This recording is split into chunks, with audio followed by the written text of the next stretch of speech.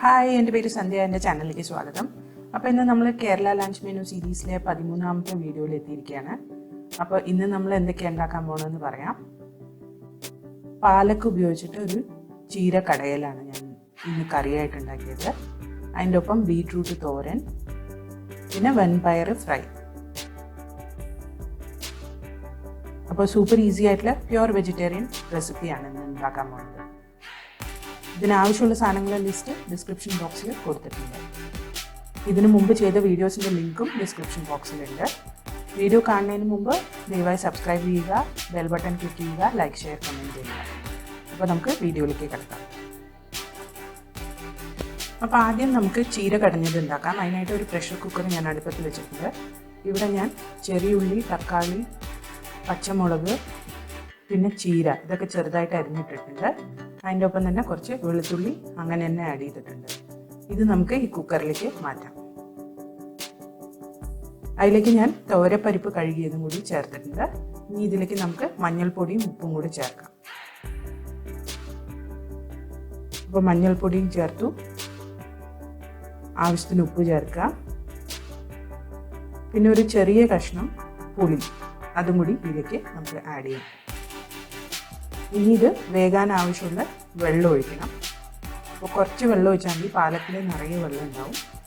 ഇനി ഇത് നമുക്ക് അടച്ചു വെച്ചിട്ട് ഒരു 5-6 വിസിലിന് കുക്ക് ചെയ്തെടുക്കാം.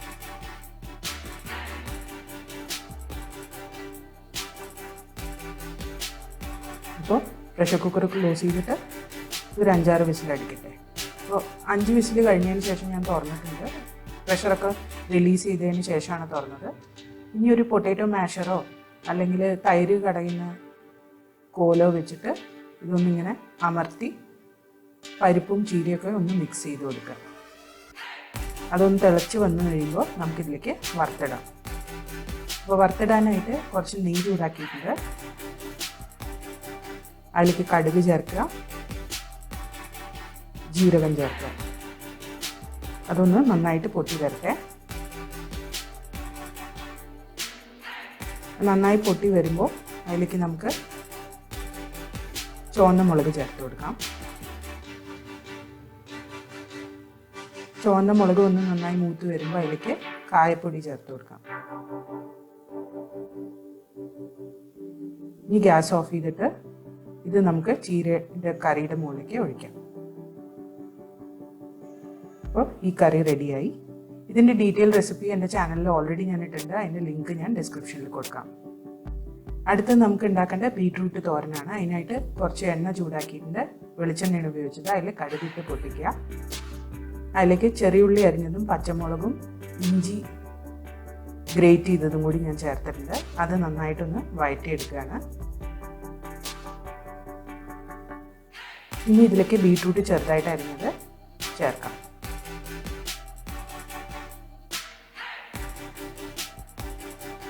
ഇനി ഇത് നന്നായി മിക്സ് ചെയ്ത് കൊടുത്തിട്ട് നമുക്ക് ഈ ബീട്രൂട്ട് ഒന്ന് വേവിച്ചെടുക്കണം.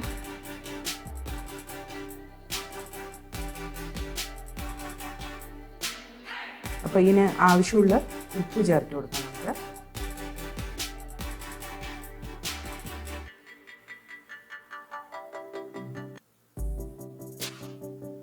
അതും കൂടി ഒന്ന് നന്നായിട്ട് മിക്സ് ചെയ്തിട്ട് നമുക്കിതൊന്ന് അടച്ച് വെച്ചിട്ട് മീഡിയം ഫ്ലെയിമിൽ ബീട്രൂട്ട് ഒന്ന് വേവിച്ചെടുക്കാം.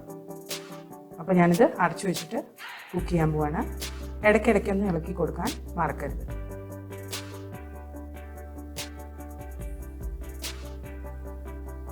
അപ്പോൾ നമ്മുടെ ബീട്രൂട്ട് നന്നായിട്ട് വെന്ത് വന്നിട്ടുണ്ട്. ഇത് ഇനി കുറച്ച് നേരം തുറന്ന് വെച്ചിട്ട് നമുക്കൊന്ന് കുക്ക് ചെയ്യാം.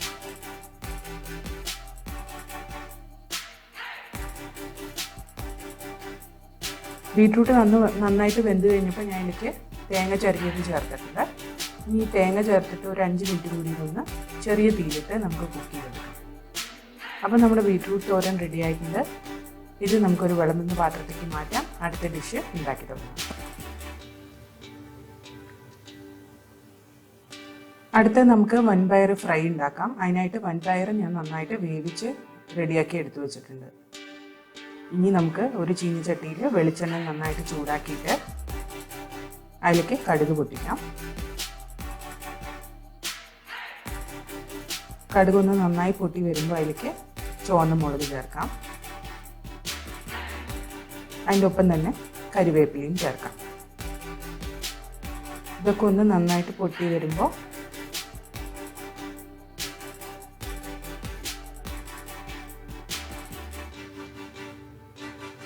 നമുക്കതിലേക്ക് ചെറിയുള്ളിയും വെളുത്തുള്ളിയും ചതച്ചത് ചേർക്കാം.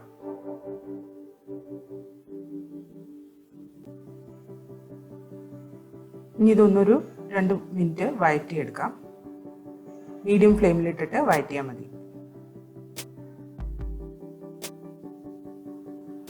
അതൊന്ന് വഴന്ന് വരുമ്പോൾ നമുക്ക് ഈ വൻപയർ വേവിച്ചത് അതിലേക്ക് ചേർക്കാം.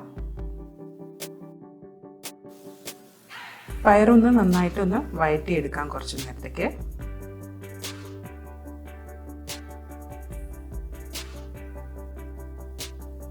ഇനി ഇതിലേക്ക് നമുക്ക് കുരുമുളക് പൊടി ചേർത്ത് കൊടുക്കാം.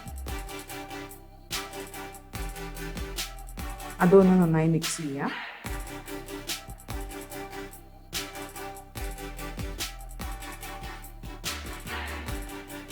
പിന്നെ ആവശ്യത്തിന് ഉപ്പും ചേർത്ത് കൊടുക്കുക.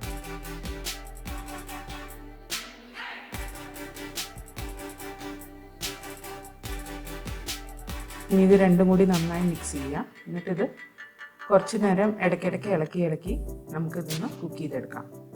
പയർ വല്ലാണ്ട് ഡ്രൈ ആണെന്ന് തോന്നുകയാണെങ്കിൽ കുറച്ച് ചൂടുവെള്ളം ഒഴിച്ചു കൊടുത്താൽ മതി. അപ്പോൾ നന്നായിട്ടൊന്ന് കുഴഞ്ഞു വരും. അപ്പോൾ നമുക്കിത് ഇടയ്ക്കിടയ്ക്ക് ഇളക്കി എടുക്കാം. അപ്പോൾ പയർ ഞാൻ ഇടയ്ക്കിടയ്ക്ക് ഇളക്കിയിട്ട് നന്നായിട്ട് വേവിച്ചെടുത്തിട്ടുണ്ട്. ഇത് റെഡിയാണ്. അപ്പോൾ നമ്മുടെ ഇന്നത്തെ മെനു റെഡി ആയിട്ടുണ്ട്. ഇതെന്തായാലും നിങ്ങൾ വീട്ടിൽ ട്രൈ ചെയ്ത് നോക്കിയിട്ട് കമൻറ്റ് സെക്ഷനിൽ അറിയിക്കുക. അടുത്ത പ്രാവശ്യം ഒരു പുതിയ റെസിപ്പിയുമായി വരുന്നവരെ ബൈ.